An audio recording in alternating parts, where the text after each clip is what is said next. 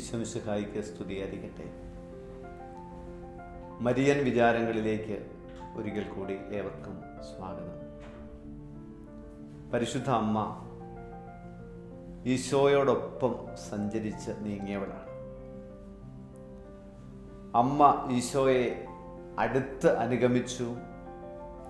അതിൻ്റെ ഏറ്റവും അവസാനത്തെ ചിത്രം നമ്മൾ കാണുന്നത് കാൽവരിയിലാണ്.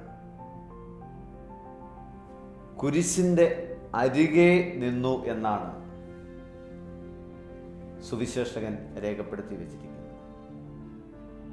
പ്രിയമുള്ളവരെ, അരികെ നിന്നു എന്നതുകൊണ്ട് അർത്ഥമാക്കുന്നത് അവൻ്റെ സഹനങ്ങളോട് അമ്മയും ചേർന്ന് നിന്നു.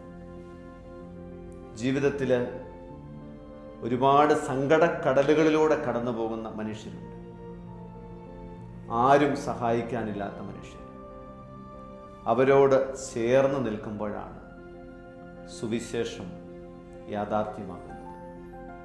നമ്മുടെ വ്യക്തിജീവിതത്തിൽ തകർച്ചകൾ നേരിടുമ്പോൾ ആരും കൂടെയില്ല എന്ന് നമ്മൾ ചിന്തിക്കുന്ന അവസരത്തിൽ ക്ഷമയുടെ ദർപ്പണമായ അമ്മയെ കൂട്ടുപിടിക്കണം.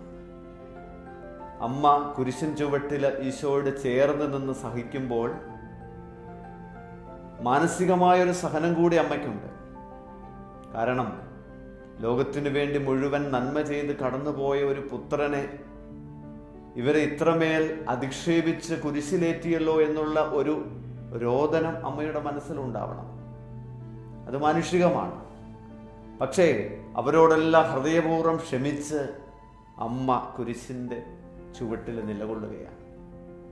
ക്രിസ്തീയ ജീവിതത്തിൻ്റെ മറ്റൊരു സവിശേഷതയും ചിലതൊക്കെ പൊറുക്കാനും മറക്കാനുമുള്ള ഒരു വിളിയാണ്.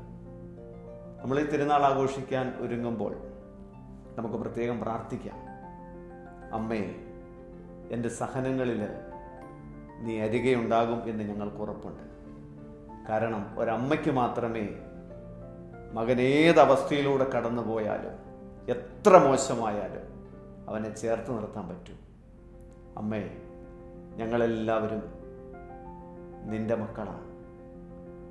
ഞങ്ങൾ ഏതവസ്ഥയിലാണെങ്കിലും നീ ഞങ്ങളോട് ചേർന്ന് നിൽക്കണമേ, അരികെ നിൽക്കണമേ.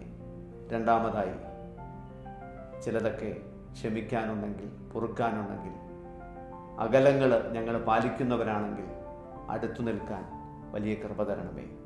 നമുക്കൊരു നിമിഷം പ്രാർത്ഥിക്കാം.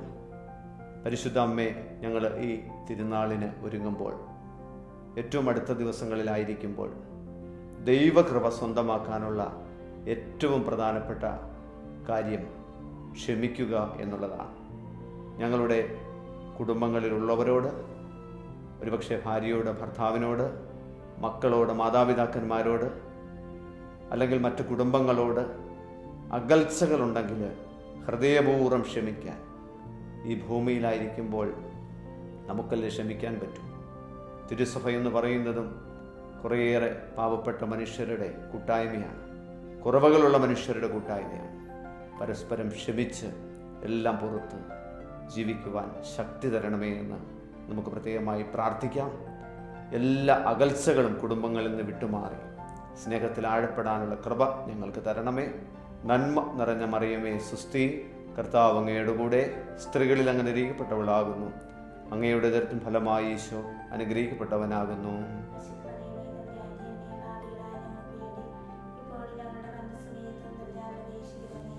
പിതാവിനും പുത്രനും പരിശുദ്ധാത്മാവിനും സ്തുതി.